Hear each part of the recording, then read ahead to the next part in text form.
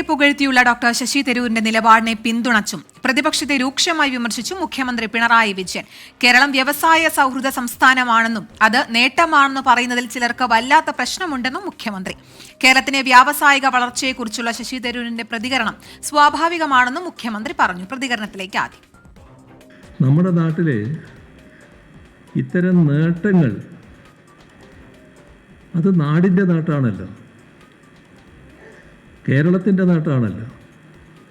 ആ നേട്ടമാണ് എന്ന് പറയുന്നതിന് ചിലർക്ക് വല്ലാത്ത പ്രയാസമാണ്. ഇപ്പോൾ ഒരു വിവാദം നടന്നുകൊണ്ടിരിക്കുന്നില്ലേ? കേരളത്തിൻ്റെ പുരോഗതിയെക്കുറിച്ച് സാധാരണഗതിയിൽ കാര്യങ്ങൾ മനസ്സിലാക്കാൻ തയ്യാറാകുന്ന ഒരു പാർലമെൻറ്റ് മെമ്പർ, അദ്ദേഹം കോൺഗ്രസിൻ്റെ വർക്കിംഗ് കമ്മിറ്റി മെമ്പറാണ്. അദ്ദേഹം പരസ്യമായി കേരളത്തെ ഈ പ്രത്യേകത കാണിച്ചുകൊണ്ട് അതിനൊന്ന് ഉയർത്തിക്കാട്ടി. മറ്റുദ്ദേശമൊന്നും അതിനില്ലല്ലോ. സാധാരണഗതിയിൽ നമ്മുടെ നാട് ഒരു മെച്ചപ്പെട്ട അവസ്ഥയുണ്ടാക്കുമ്പോൾ അതിലാരും സന്തോഷിക്കുകയും ആ സന്തോഷം രേഖപ്പെടുത്തുകയും ചെയ്യല്ലോ.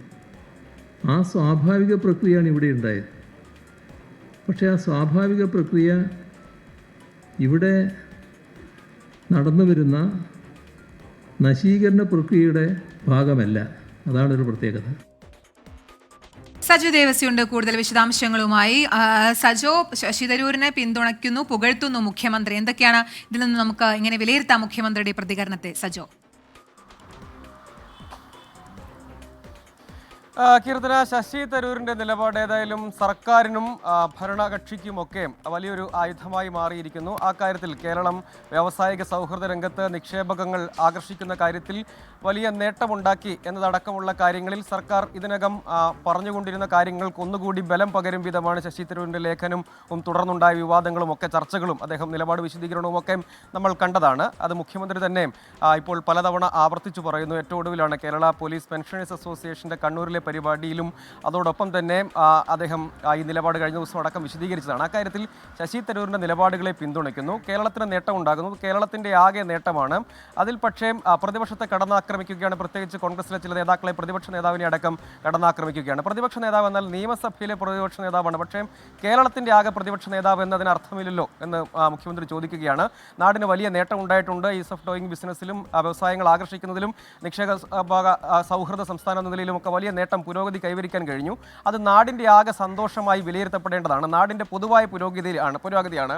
ആ വിഷയം ശശി തരൂരിനെ പോലുള്ള ആളുകൾ, അദ്ദേഹത്തിൻ്റെ പേര് പരാമർശിക്കാതെയാണെങ്കിലും കാര്യങ്ങൾ മനസ്സിലാക്കുന്ന പാർലമെൻറ്റ് അംഗം, കോൺഗ്രസിൻ്റെ വർക്കിംഗ് കമ്മിറ്റി അംഗം എന്നൊക്കെ പറഞ്ഞുകൊണ്ട് ശശി തരൂർ ആ കാര്യങ്ങൾ വിശദീകരിച്ചിട്ടുണ്ട്. അത് നാടിൻ്റെ പൊതുവായ പുരോഗതിയാണ്. അതിനെ എല്ലാവരും പിന്തുണയ്ക്കുകയാണ് വേണ്ടത്. അതല്ലാതെ നാടിൻ്റെ നശീകരണ പ്രക്രിയയുടെ ഭാഗമാവുകയല്ല വേണ്ടത്. വികസന വിഷയങ്ങളിൽ പൊതുവായ നിലപാടാണ് സ്വീകരിക്കുന്നത്. അക്കാര്യത്തിൽ കോൺഗ്രസിന് പിഴവ് പറ്റുന്നു എന്ന് പറയുന്നു. അതിൽ ശശി തരൂരിനെ പോലുള്ള ആളുകൾ ആ കാര്യങ്ങൾ മനസ്സിലാക്കി വസ്തുതകൾ പറയാൻ ശ്രമിക്കുന്നു എന്ന് അദ്ദേഹം പറയുകയാണ്. അങ്ങനെ നാട് മെച്ചപ്പെടാനുള്ള പ്രവർത്തനം നടക്കുമ്പോൾ ഒന്നും നടക്കാൻ പാടില്ല എന്ന് ചിലർ കരുതുകയാണ്. അതിൽ കോൺഗ്രസിലെ ഒരു വിഭാഗം നേതാക്കളുമുണ്ട് എന്ന് മുഖ്യമന്ത്രി പറയുകയാണ്. ഇത് നാടിൻ്റെ ദൗർഭാഗ്യമാണ്. അതായത് നേട്ടങ്ങൾക്കൊപ്പം നിൽക്കുക എന്നതാണ്.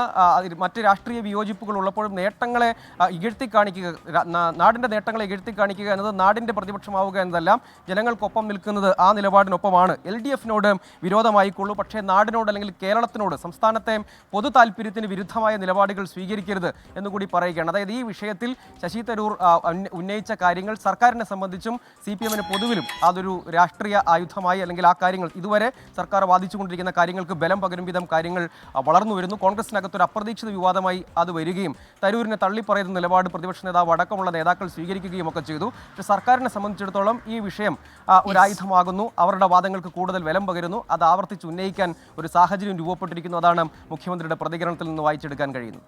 ശരി, സജോ ദേവസ്യാണ് വിശദാംശങ്ങൾ നൽകിയത്. ഡോക്ടർ ശശി തരൂരിനെ പുകഴ്ത്തുകയാണ് മുഖ്യമന്ത്രി, പിന്തുണയ്ക്കുകയാണ് മുഖ്യമന്ത്രി. അതിന്റെ വിശദാംശങ്ങളാണ് സജോ ദേവസ് നൽകിയത്. എന്തായാലും ഇതിപ്പോൾ കേരളത്തിൽ വലിയൊരു ചർച്ചാ വിഷയമായിട്ടുണ്ട് അല്ലേ? രാഷ്ട്രീയ പോരും ഈ വിഷയത്തിൽ നടക്കുന്നുണ്ട്. മാത്രമല്ല നരേന്ദ്രമോദിയെ കുറിച്ച് പറഞ്ഞത് അത് ദേശീയ തലത്തിലും ചർച്ചയാവുന്നുണ്ട്. അപ്പൊ അതിങ്ങനെ ചർച്ചയായിക്കൊണ്ടിരിക്കുകയാണ് അദ്ദേഹം പറഞ്ഞ കാര്യങ്ങൾ. ചർച്ചകൾ ഉണ്ടാകട്ടെ അല്ലേ? കൂടുതൽ പേർ കൂടുതൽ കാര്യങ്ങൾ ചർച്ച ചെയ്യുമ്പോഴാണ് അതിൽ നിന്ന് പുതിയൊരു ആശയം ഉണ്ടായി വരുന്നത്. അപ്പം അങ്ങനെ ആശയങ്ങൾ മാറ്റങ്ങൾ വന്നാണല്ലോ നമ്മൾ ഇവിടെ എത്തി നിൽക്കുന്നത്. തീർച്ചയായിട്ടും പക്ഷെ അത് വലിയ പ്രശ്നങ്ങൾക്ക് ഇടവരാതെ അല്ലേ, അത് കൃത്യമായിട്ട് നല്ല രീതിയിലൊരു പോസിറ്റീവ് കൺസ്ട്രക്റ്റീവ് ക്രിറ്റിസിസം എന്നുള്ള രീതിയിൽ തന്നെ പോട്ടെ.